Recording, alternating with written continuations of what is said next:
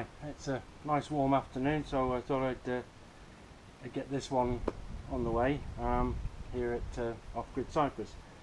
Today I'm going to tell you a little bit about the fittings and things if you're using irrigation, or you're planning to use irrigation, or you know nothing about it and you could really do with a bit of a guide. So this is a bit of a starter. It's a two-part segment because I'm going to cover in today some of the fittings and pipes and things, how you treat them.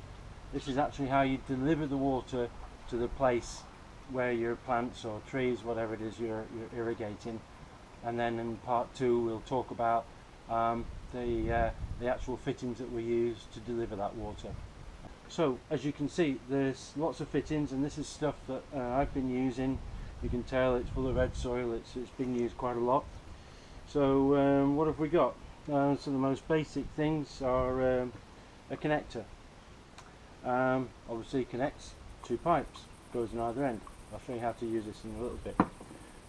We've got a starter, internal thread, female. We've got starters with male threads. Now these are very useful if you're using like a tap to control a particular line that you're going to use. That threads very conveniently into there.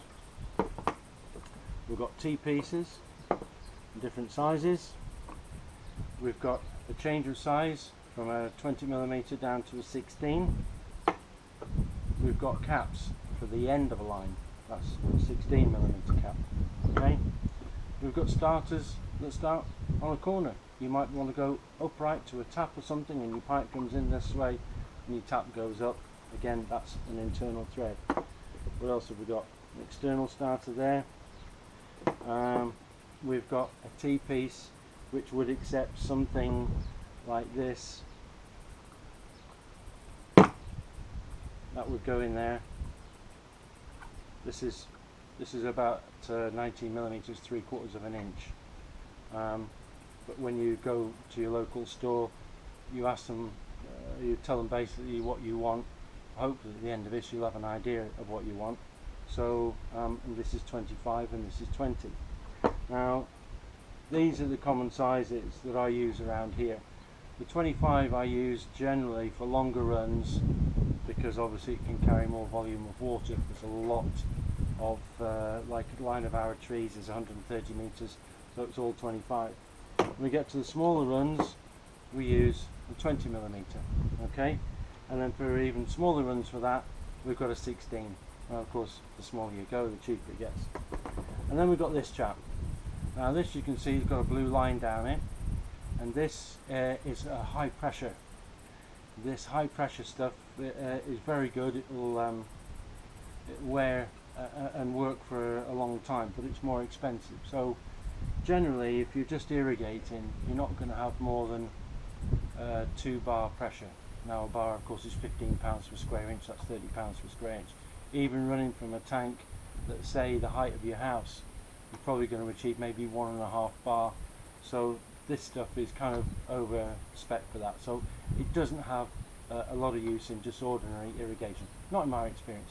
But if somebody throws a whole pile of pipe at you and says, hey, do you want to use that? Sure, it's good. The thing is, and I'll come to this, how you get all these fittings into the pipe, this takes a bit more work. Okay, so those are the different kinds of pipes. Again, this is bigger stuff. I mean, I've never really had to use this except for connecting to my tank.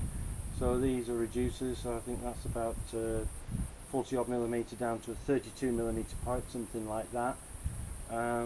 This is, I only use this for a supply. Now if you can just see that, if I hold this closer to the camera, you can just see how that's being cut with probably a Stanley knife, because in all of these fittings there's an O-ring. So let me show you that now. When you take this cap off, you get this white ring inside, okay? But inside there, I don't know if you can see if I get it, there's an O-ring that sits inside. Now when you put the pipe, your 25mm, because this is 25mm, what you would do to fit it, you put this on first, you put your little pressure collar on there, and it comes back maybe 1.5 inches or 40mm, okay, it comes back so far. Now then, it's a good idea for that pipe to slip over there. Normally this stuff is soft enough it will go over. If there's some resistance, you can get a bit of sandpaper or a knife and just make, as per this one, a nice smooth entrance into the O-ring. Okay, so you generally just wet it around a little bit, and that will just a little twist gently. You see that just goes past the O-ring now and goes to the end of the fitting. Now it's important to have this right up against the fitting, and then you tighten that. And what that actually does, inside the cap it's cone shaped and it pushes down on all these and it grips the pipe, so the pipe even under pressure can't pull out. Okay, so you put that in and you thread that up. Okay, you tighten it up a little bit. Okay, needs a bit of force sometimes, and that now, no matter how hard I pull, that will just not come out of there. Okay, so it's very unusual for these fittings to fail. Very unusual. Maybe in the 6 or 7 years I maybe had one, or I don't think even more than one. So that's basically how they go together. Alright, so once you've got your length of pipe, you do your run. You may need to spare off and put a T-piece, so you'd stop your pipe, you cut your pipe. Now cutting the pipe, all you need is a little junior hacksaw like that. That's the best way, get a nice straight cut.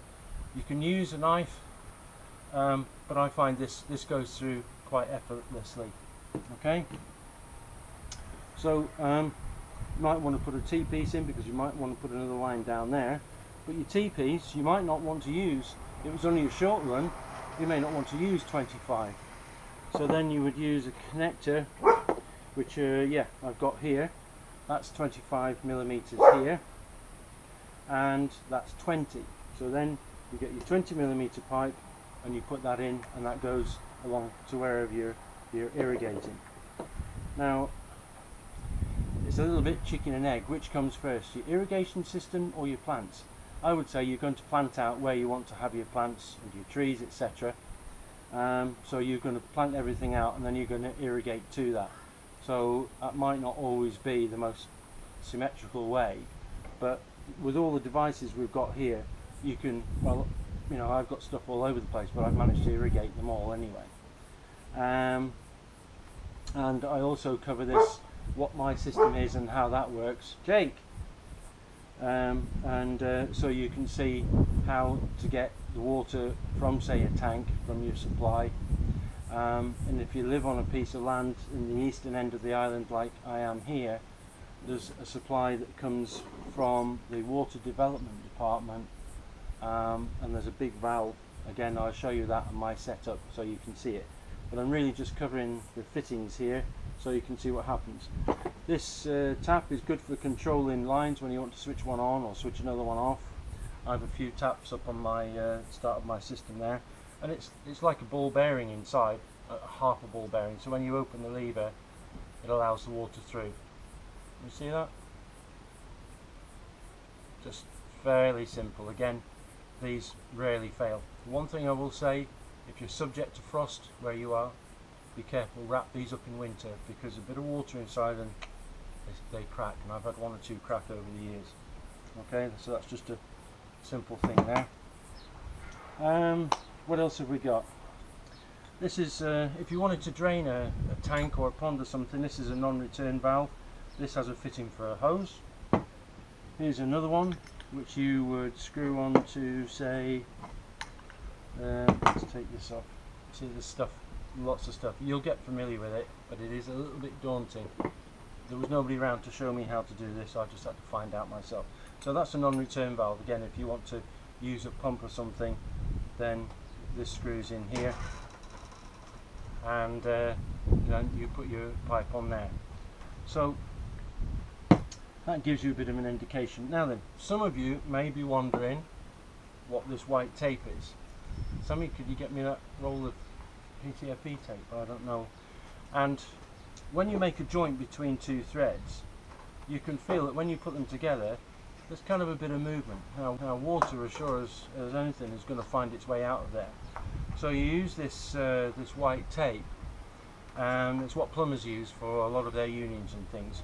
And you put this stuff on. Now, when you put a fitting together, you're going to turn this. You can see it's turning clockwise. That's the way it threads in. So when you put your tape on, you put your tape on in the same direction. So when you look at it, you wind it around clockwise. So it goes the same direction as the thread. If you put it the other way, it'll just pull all the tape off. Okay, so you need to put a few winds around there. They say something, I mean maybe 5 or 6 winds just to pad it out a little bit, and then that fits snugly between the two threads, so there's no leakage. Okay, not even a drip should come out of these when you've got it right. Okay, so that's another thing. So when you're doing things like this guy here, you would normally, there's none on this at the moment because I just put this together for today.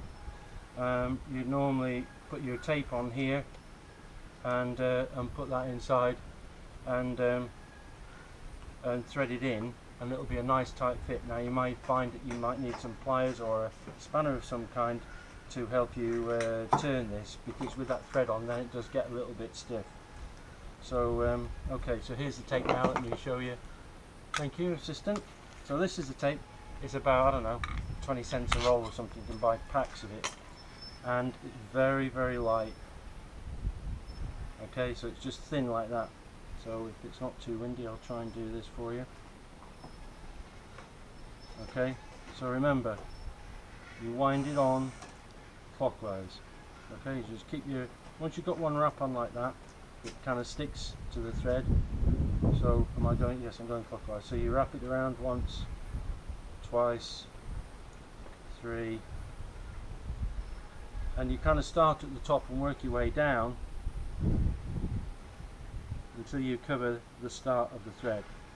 Okay, so usually 5 or 6 wraps is enough. Once you've got enough on there, you just hold it, break it, and you just smooth it down, and then that won't come off. Now you take your fitting, make sure you start the thread properly and square. You don't want it cross threaded. Okay, so if you're not familiar with threads and things, it's very easy to get that wrong, and if it starts to feel it's going tight, I mean really tight, it feels like there's a lot of resistance, and it's likely you've got it cross threaded. Otherwise that should just start to thread in nicely, and the thread in the metal fitting here will start to cut into that thread there. Alright, so you just keep turning that until it's nice and firm, and that's watertight now. Okay, so that's pretty simple. Again, very cheap, but it's one of those little things you learn the hard way. So I think that's covered it. Most of the fittings, different sizes of pipes, and the fittings, there's probably a few more fittings that I don't have to hand here, but you're going to see when you go in the shop, you're going to see things like this. You may even get a connector that goes with 2 pipes that just go around 90 degrees. 90 degrees might suit you. It might be something you have to come to a corner and you've got to turn right or left, and that's what you need. So I hope that's been comprehensive. So this is kind of part 1, an introduction to irrigation. Part 2 we'll do in a couple of days. We get irrigation here twice a week, so when everything's flowing you'll see better how the water comes out and how we fit things into the pipes. So thanks for watching. Please subscribe to Off-Grid Cyprus. This is a part of living off-grid, because you have to you know, irrigate whatever you're growing, and it's really, you know, an integral part of living sustainably for yourself. So I hope you found it useful. Don't forget to subscribe it, like it, and of course if you have any questions, put them down at the bottom here, and we look forward to replying and building a community wherever we can in the world. But obviously I'm talking about my experience here in Cyprus. Thanks for watching. See you next time.